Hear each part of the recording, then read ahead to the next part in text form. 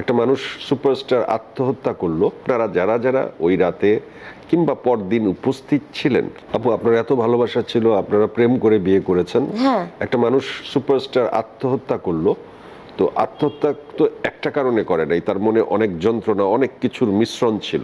যে রাতে 6 সেপ্টেম্বর আত্মহত্যাটা যেই সকালে করলেন, রাতের ঘটনা যদি বলি, তখন তো বাড়িতে আপনি ছিলেন। রাতেটা হয়নি, এটা সকালে হয়েছে, কিন্তু রাতে তো আপনি ছিলেন। হ্যাঁ ছিলাম। ওই দিন এক্স্যাক্টলি রাতের ঘটনাটা আপনি বলেছেন বিভিন্ন জায়গায়, জি। কিন্তু আমি বলতে চাচ্ছি যে এই বিষয়টি, সেটি হচ্ছে যে আপনারা যারা যারা ওই রাতে কিংবা পরদিন উপস্থিত ছিলেন, প্রত্যেকের ঘাড়েই তো একটা অপবাদ আসে যে আপনারা তো উপস্থিত, আপনাদের সাথে কি ঘটেছিল। এটা তো আসবেই স্বাভাবিকভাবে। দেখেন, আমাদের দেশে প্রথমত বাংলাদেশ এই সাইডে, আমাদের ইন্ডিয়া, বাংলাদেশ, পাকিস্তান, আমাদের প্রথমেই যখন একটা প্রবলেম হয়, প্রথমেই বউকে দোষ দেওয়া হয় বা শাশুড়িকে দোষ দেওয়া হয়। শাশুড়ি বউর মধ্যে যে এই প্রবলেমটা, এটা we need to come out of this firstly, because আমরা কিন্তু উইমেন অফ টুডে, আমরা কেন এই জিনিসটা থেকে এখনো বের হয়ে আসতে পারছি না, আমি ঠিক বুঝতে পারছি আপনারা তো না। আসছেন না, বউ শাশুড়ির যুদ্ধ তো আপনাদের জীবন থেকে আরো বেশি এস্টাবলিশ। জয়, কিভাবে বের হব? উনি আমাকে এত বড় একটা অপবাদ দিচ্ছেন। উনি যদি আমাকে নর্মাল কিছু বলতো, যে সামিরা দুষ্টু, সামিরা টাকা নিয়ে গেছে, সামিরা খারাপ, সামিরার সাথে আমি কথা বলবো না, আমার ছেলে ওর জন্য মারা গেছে, আমি কি মাফ করবো না, তাহলে আমি ওনাকে মারাতে যেতাম, বলতাম আম্মা আপনি ভুল বুঝছেন, কেন এরকম করছেন, আপনি পাগলামি করছেন, আপনি ওনাকে আদর করতাম, জড়িয়ে ধরতাম। কিন্তু when she is calling me an আসামি, she cannot call me an আসামি until it is proven. সেটা তো অবশ্যই আপনাকে আত্মপক্ষ সমর্থন করতেই হবে। এই যে একজন সুপারস্টারের মৃত্যুতে, আত্মহত্যাতে, তার পেছনে নিশ্চয়ই অনেকগুলো ঘটনা থাকে। একটা মানুষ তো অকারণে আত্মহত্যা করে না। সে অনেকগুলো ঘটনা যদি আমরা একটু সংক্ষিপ্ত করে বলি, ধরেন 3 জন মানুষকে যদি দোষী করি, 3 জন মানুষ কে কে হতে পারে যারা প্রত্যক্ষভাবে দায়ী সালমান শাহর আত্মহত্যার জন্য? আমি তো প্রথমেই বলবো যে ফার্স্ট অফ অল ইমনের বয়সটা তো খুব কম ছিল। আর এই কথাটা কিন্তু ভুল, জয়। আমরা যে জিনিসটা ভাবি যে আত্মহত্যা করতে হলে অনেক কারণ লাগে, আত্মহত্যা কিন্তু একটা কারণেও হয়। It doesn't need many reasons, okay? আর ওই সময় যখন 96-এ ছিল, উই ওয়ার নট, আমরা online wifi, we were not, এগুলো বুঝতাম না আমরা তখন, তাই না? তো ওই সময়টা মেন্টাল হেলথ, রিহ্যাবিলিটেশন, এগুলো কিন্তু কোনো কিছু আমাদের জানা ছিল। সাইকিয়াট্রিস্ট ভাবতাম পাগলে যায়, হ্যাঁ, কাউন্সেলিং, ম্যারেজ কাউন্সেলিং, বাবা মার সাথে প্রবলেম হলে মার সাথে ছেলের কাউন্সেলিং, এত আধুনিক চিন্তাধারা ছিল না।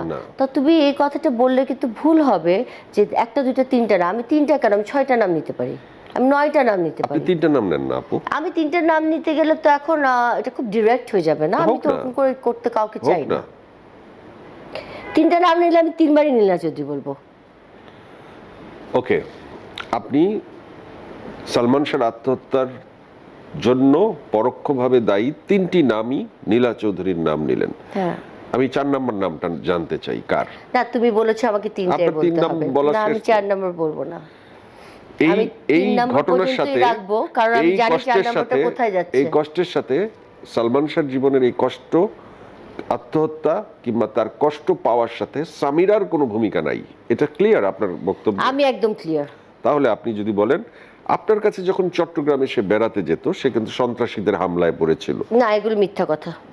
কিন্তু সে টেলিভিশন নাটকের অভিনয় যখন কলাবাগানে করতে যাচ্ছিল, তখনও সে অ্যাট্রাক্ট হয়েছিল সন্ত্রাসীর দ্বারা। সে পিস্তল রেখেছিল, সে বডিগার্ড রেখেছিল, পত্রিকায় তাকে নিয়ে নিউজ হয়েছিল, তাকে বিভিন্ন সংস্থা থেকে বাদ দেওয়া হচ্ছিল। সেই সময় আপনি তাকে কি মেন্টাল সাপোর্ট দিয়েছিলেন? না, এটা ওই মেন্টাল সাপোর্টের সময় হয়নি, এটা আমি যাওয়ার পরে হয়েছে। আমি থাকা অবস্থায় এগুলো কিছুই হয়নি।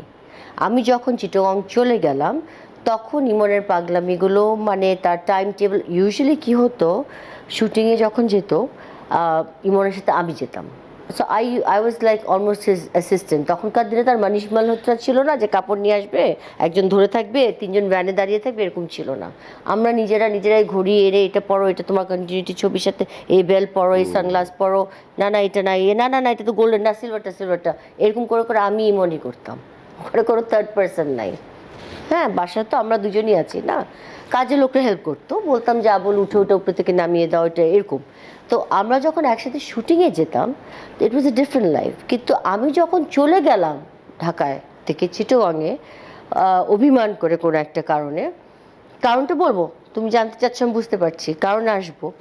সেই কারণটার জন্য যখন আমি অভিমান করে চিটাগাং চলে গেলাম, তখন ইমন শুটিং যাওয়া বন্ধ করে দিল। ও সময় মতো শুটিংয়ে যাচ্ছে না। এখানে শুটিংয়ে খুব ভালো করেই তুমি বুঝো, আমি তোকে বারবার তুমি করে বলছি, তুমি অবশ্যই ছোট আপু। ভাইয়ের মতো আমার। ওখানে শুটিংয়ের স্পটে সব কিছু রেডি করা আছে, কিন্তু নায়ক আসছে না। নায়ক আসার কথা 10টা, 12টা, 2টা, 3টা, 6টার দিকে এসে হাজির হয়ে বলছে যে আমি এখন করব না শুটিং, বা ও ডিস্টার্ব মাইন্ড ছিল, ও আপসেট ছিল। তা আমি তোমাকে একটা প্রশ্ন করি, ওই সময় তা আমি ছিলাম না, আমি না হলে খারাপ, আমি তো বউরা তো তাড়াতাড়ি খারাপ হয়ে যায়। আমাকে তো তুমি অলরেডি বলছো মা বউর মধ্যে অনেক তফাৎ। তাহলে আমার প্রশ্ন হচ্ছে, মার কাজ কি ছিল? মা তো ঢাকায় গ্রিন রোড আর এসকাটারেই তো আমার বাসা ছিল। তো মা কেন এসে ছেলের কাছে থাকলো না, ছেলে কেন মার কাছে গিয়ে থাকলো না? তুমি এটা প্রশ্ন আমাকে দাও উত্তর। তোমাকে আমি প্রশ্ন করলাম, কি সমস্যা ছিল মা ছেলের মধ্যে, যে মা ছেলের কাছে এসে থাকলো না বা ছেলে মার কাছে গেল না? আমি তো চিটো, আমি খারাপ, যাও আমি খারাপ। মাকে নিয়ে তার ভেতর ফ্রাস্ট্রেশন ছিল, এই কথা অবশ্যই আপনি ছিল। আগেও বলেছেন। হ্যাঁ, অবশ্যই ছিল, এবং একটু না, একটু না, এটা অনেক চরম পর্যায়ে। এটা এমন এক পর্যায়ে, it becomes like a mental, তুমি এটাকে সাপ্রেস করতে করতে করতে একটা ডিপ্রেশনকে যখন তুমি সাপ্রেস করো না, অনেক দিন যেতে যেতে একটা পর্যায়ে গিয়ে তোমার নার্ভাস ব্রেকডাউন হবে। That's exactly what happened to Emon. ATV USA বিশ্বজুড়ে বাঙালিয়ানা।